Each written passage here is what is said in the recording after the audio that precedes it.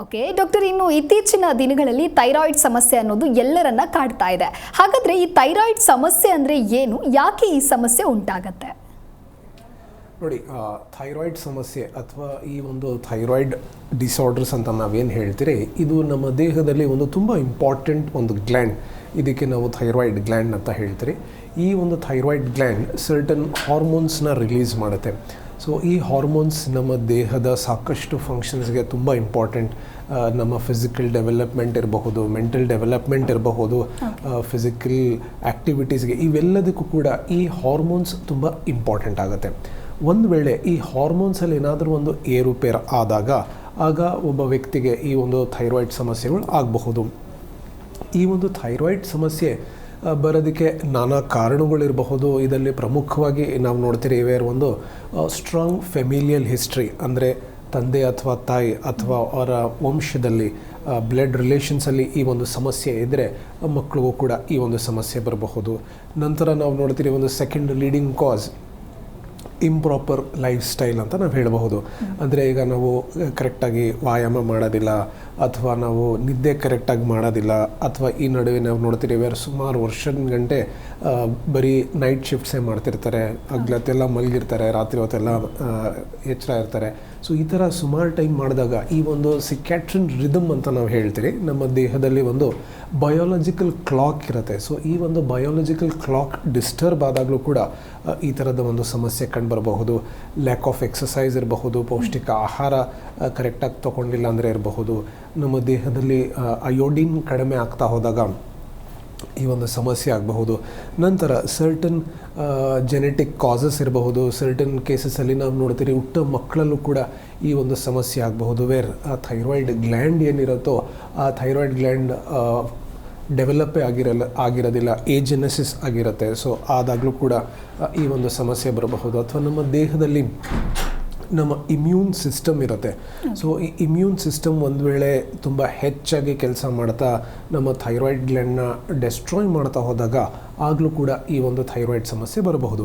So ಈ ಥರ ಒಬ್ಬ ವ್ಯಕ್ತಿಗೆ ಈ ಒಂದು ಥೈರಾಯ್ಡ್ ಸಮಸ್ಯೆ ಬರೋದಕ್ಕೆ ನಾನಾ ಕಾರಣಗಳನ್ನ ನಾವು ನೋಡಬಹುದು. ಓಕೆ ಡಾಕ್ಟರ್, ಇನ್ನು ಥೈರಾಯ್ಡ್ ಸಮಸ್ಯೆ ಅಂದರೆ ಏನು, ಯಾಕೆ ಥೈರಾಯ್ಡ್ ಸಮಸ್ಯೆ ಉಂಟಾಗುತ್ತೆ ಅಂತ ತಿಳಿಸ್ಕೊಟ್ಟಿದ್ದೀರಾ. ಇನ್ನು ಥೈರಾಯ್ಡ್ ಸಮಸ್ಯೆ ಇದೆ ಅಂತ ಹೇಳಿ ಗೊತ್ತಾಗೋದು ಹೇಗೆ, ಅದಕ್ಕೆ ಇರುವಂತಹ ಸಿಂಪ್ಟಮ್ಸ್ಗಳ ಬಗ್ಗೆ ಹೇಳೋದಾದರೆ? ಬೇಸಿಕ್ಲಿ ಈ ಒಂದು ಥೈರಾಯ್ಡ್ ಡಿಸೀಸಸಲ್ಲಿ ನಾವು ಬ್ರಾಡಾಗಿ ನಾವು ನೋಡಿದಾಗ 3 ಥರದ ಒಂದು ಡಿಸೀಸಸ್ನ ನಾವು ನೋಡ್ತೀರಿ.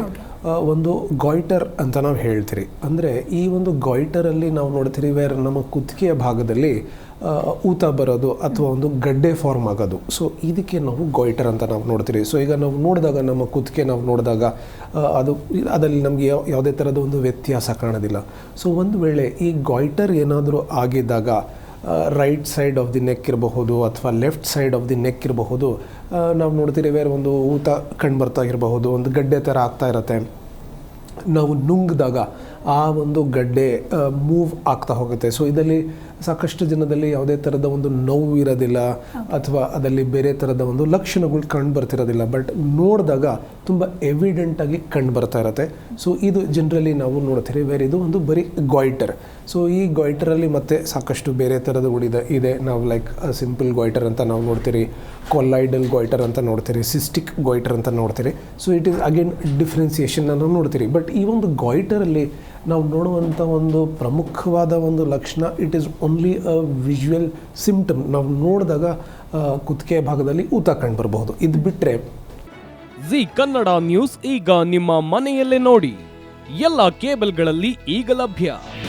ನಿಮ್ಮ ನೆಚ್ಚಿನ ಜಿ ಕನ್ನಡ ನ್ಯೂಸ್ ಈಗ ಸನ್ ಡೈರೆಕ್ಟ್ ನಲ್ಲಿ number 292, Tata play number 1664, Jio TV number 1334, NXT digital number 30, in cable number 30, city networks 51, U digital number 162, GTPL number 17, Rockline telecommunications number 42, Shri Basaveshwara cable number 168, rural cable network 60, Vinayaka digital 57, Abhishek cable 821, city channel 53, Siddeshwara cable network 57, ವಿ4 digital infotech 628, Surya digital networks 53, Gajanan digital number 836, Malnad infotech private limited number